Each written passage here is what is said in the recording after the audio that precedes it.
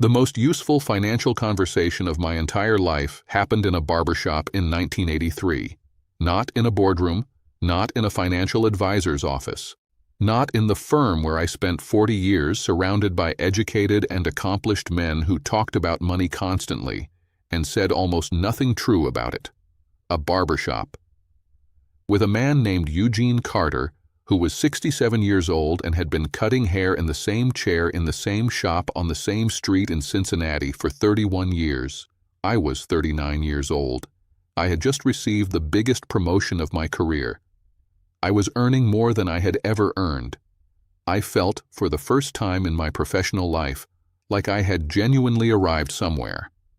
I sat down in Eugene's chair and he put the cape around my shoulders and he looked at me in the mirror and said, "You look like a man who just got some good news." I told him about the promotion. He nodded, picked up his scissors, started working. Then he said something I was not expecting. He said, "And what are you going to do with it?" I said. "With what?" He said, "The extra money. What are you going to do with it?"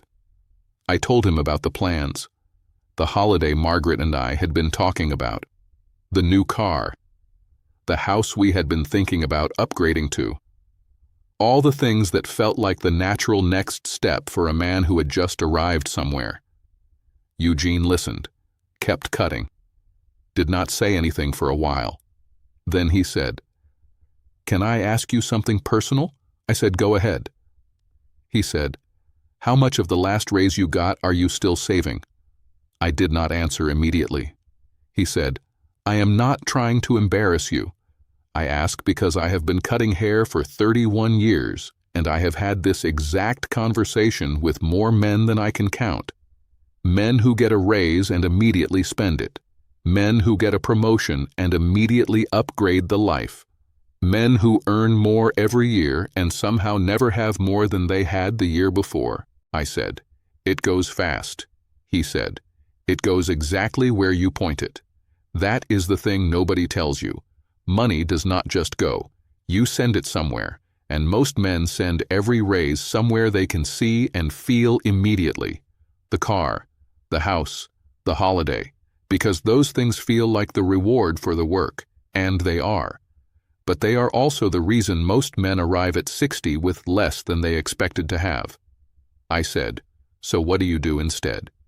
He put the scissors down, looked at me in the mirror directly. He said, "Before you spend a single dollar of that raise, take 20% of it and put it somewhere you cannot easily reach.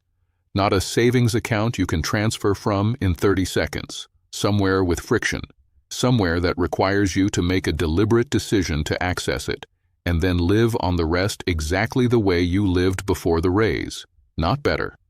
"The same," I said. "That sounds restrictive," he said. "It sounds like freedom to me. Because in 20 years, that 20% is the thing that gives you options.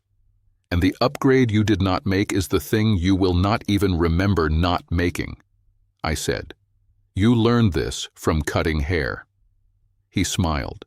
He said, "I learned this from watching what happened to men who did not do it. My name is Harold Voss. I am 84 years old. My heart is running at 38%. I did not do what Eugene told me, not at 39, not for a long time after that. And I am telling you this story today because Eugene Carter in a barbershop in Cincinnati in 1983 gave me better financial advice in 8 minutes than every financial advisor I hired in the 40 years that followed. And I ignored it. Before I go any further, I need to ask you something. Think about the last raise or bonus or unexpected income you received. What percentage of it are you still saving right now? Not what you intended to save. What you are actually still saving. Write the number in the comments. Just the percentage. 0 is a valid answer. I want the honest number. I will tell you what mine was for most of my career. 0. The first thing Eugene said that I did not understand until much later was about the difference between visible wealth and actual wealth. He said it differently. He said it the way a man says things when he has been observing human behavior from a barber's chair for 30 years and has developed a clarity about it that does not require complicated language, he said. The men who look the richest in this city are almost never the richest men in this city. I said. What do you mean? He said. I cut the hair of a man every 6 weeks who drives a car that costs more than most people earn in 3 years, lives in a house that would make you feel poor just standing in front of it, talks about his portfolio and his properties and his investments with a confidence that would make you think he had solved money entirely. Last year, he came in and asked me if I knew anyone who could lend him $4,000 until the end of the month. I said, $4,000. He said, $4,000. Because the way he lived required everything he earned and then some, and the month had gotten away from him. I said, what did you do?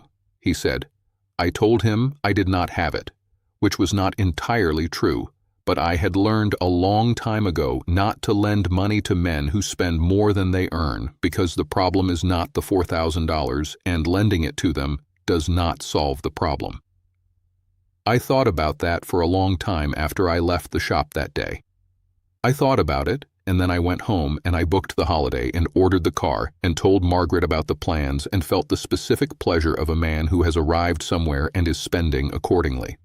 That is the honest account of what I did with Eugene's advice in 1983. I thought about it, appreciated it, and did the opposite. The second thing Eugene said that I should have listened to more carefully was about the relationship between money and identity. He said it near the end of the haircut, almost as an afterthought, the way the most important things are often said. He said, "You know what I have noticed about men and money? The ones who have the most trouble saving are the ones whose sense of who they are is most tied to what they spend. Because saving means not spending, and not spending means not signaling, and not signaling means people might not know how well you are doing. And some men cannot tolerate that." I said, "You think that is what drives it?" "Identity," he said. "I think for a lot of men the spending is not really about the things, it is about the story the things tell, about who they are and how far they have come and what level they have reached. And that story is expensive to maintain." I said, "And you think I am one of those men?" He looked at me in the mirror for a moment. Then he said, "I think most men are, including me when I was younger. I drove a car I could not afford for 4 years in my 30s because I needed people to see me in it. Then my wife sat me down and showed me what those 4 years of payments had cost us in actual numbers, and I never did it again." I said, "What changed?" He said, "I decided the story was not worth the price of telling it. I drove home from that haircut in a car that was 2 years old and perfectly adequate. And I started thinking about what car I was going to replace it with. The story was worth the price of telling it for another 15 years before I finally understood what Eugene meant. Here is my first question for today. What story are you spending money to tell right now? Not in general, specifically. The car, the neighborhood, the restaurant, the holiday. The thing you spend money on that is at least partly about what it says to other people about who you are. Write it in the comments. Just the thing. Not an explanation. Just the thing. The third thing Eugene said was the one I have thought about most in the 40 years since that haircut. I asked him as he was finishing up. I said, "Eugene, you have been watching men and money for 30 years. What is the one thing you wish more men understood about it?" He took the cape off my shoulders, shook it out, hung it on the hook. Then he turned and looked at me directly, not in the mirror. At me, he said, that the goal is not to have more. The goal is to need less, because a man who needs less is free in a way that a man who always needs more never is. And most men spend their whole lives chasing more without ever stopping to ask whether needing less might get them to the same place faster and with a lot less damage along the way. I said, "Need less." He said, "Want what you have, build what you need, and put something away before you touch the rest." Every single time, without exception, from the first dollar to the last, I paid him, tipped him well because I always did, walked out into the street, and spent the next 30 years needing more.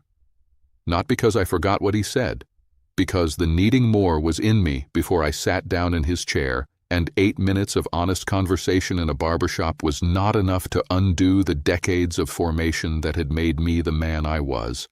I needed to fail first.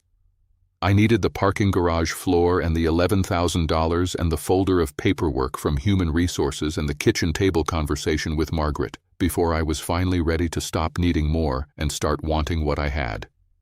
That is the honest account. Not that Eugene's advice was wrong, it was exactly right. But right advice delivered before a man is ready to receive it lands somewhere and waits. It does not disappear, it just waits. In the back of the mind. In the specific memory of a barbershop on a street in Cincinnati in the autumn of 1983. Until one day you are old enough and broken enough and honest enough to finally let it land the way it was always meant to. Here is my second question for today. Is there advice you received years ago that you understood but were not ready to act on? Advice that is still sitting somewhere in the back of your mind, waiting. Write it in the comments if you can remember it. Just one line. The advice and who gave it. Because I think most men have a Eugene somewhere in their history. A person who said the right thing at the wrong time. And the question is not whether you heard it. The question is whether you are ready to hear it now. Because now is the only time that actually counts. Want what you have. Build what you need. Put something away before you touch the rest. Every single time, without exception. From the first dollar to the last. Eugene Carter told me that in 1983 in a barbershop in Cincinnati. He was right then. He is still right now. And I am 84 years old with a heart at 38% passing it on to you the way he passed it on to me. The difference is I am asking you not to wait 30 years to use it. Leave me a comment.